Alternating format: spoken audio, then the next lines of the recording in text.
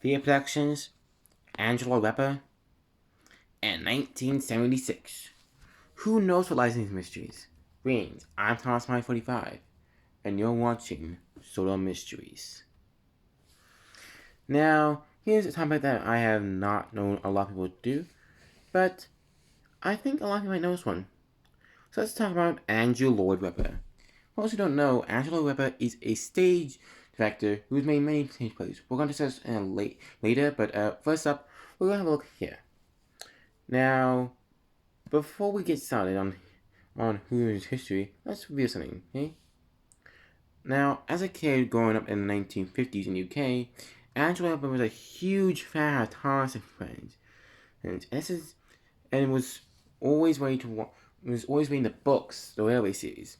He approached the Railway series author Audrey to make a stage play of them, and he agreed in the 1970s. In 1973, production started. Angela Weber, decided to make this one. Now, Weber decided to get the help of both the Reverend W. Audrey, or Robert Audrey, and some of his theater friends help out too. And I'm going to read you an insert from the play that was made by Peter Reeves. Come take a ride with the 8 famous engine, famous and faithful, and driven by steam. 8 drums run by the controller, each scheme the back controller's team. What I described is one of the songs that you would hear. I'm going to show you what the song looked like.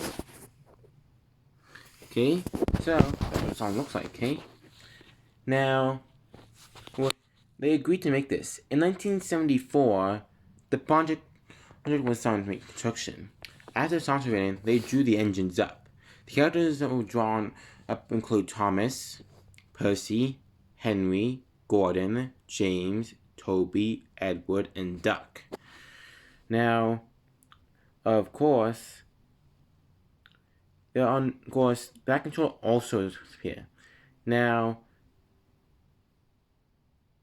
when this thing was being shown at many UK theaters, remember was trying to make this thing worldwide.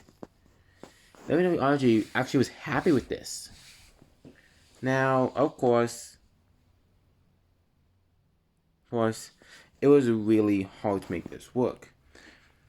As each trunk had to be mobile. See what I'm doing here? This is not what they did. They not use their hands in a tiny engine like this. What they have is a little motor underneath these. Imagine this time with a motor underneath them, and they would build these and use that as the way of moving them. They would then add some people in either the audience or behind the stage to move them. They would also have an actor to play characters like Stuffed Hat and passengers as well. This is very similar to a live tour started in the 2000s. However, that will not be talked about in mystery since that is publicly known. Okay? Now, with this one, it seemed like a great idea. Afterwards, they finally got American hold of it and decided to actually pay them in advance of £500. By going by reference of Canadian dollars, remember I still live in Canada, we have $870.72. Now that's a lot of money. But that was not a lot actually. In theater back then, that was chump change. And I'm thinking that the reason why it was like that is because of just the time. It was back in 1976 after all. This was the pilot was completed in early 1976. And Lloyd Webber tried hard to get this working. And it was really hard to get into fruition.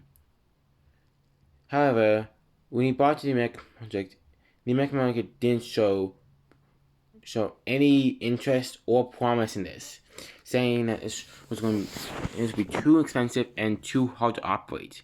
It didn't help also that the Americans were very limited on Thomas knowledge. I mean, they had watched some episodes of Jack and Noy back then, but that was only a few.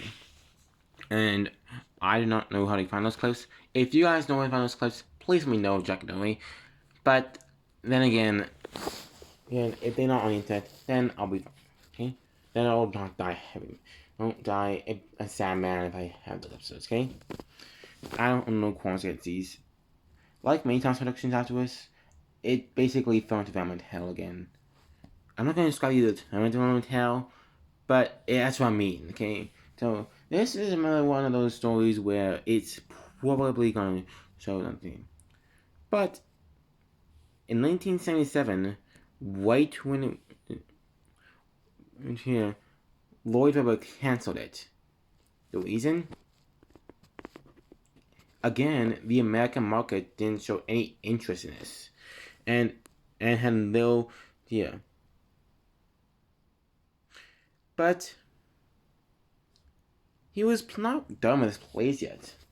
If any of you are familiar with stage plays, then you have heard the name Angelo Weber for sure, as he has made many shows like Starlight Express, Jesus Christ Superstar, Joseph and the Amazing Technicolor Dreamcoat, Evita, and Cats. He is also known for his group, The Wheelies for Good, which is actually named after a line in the books.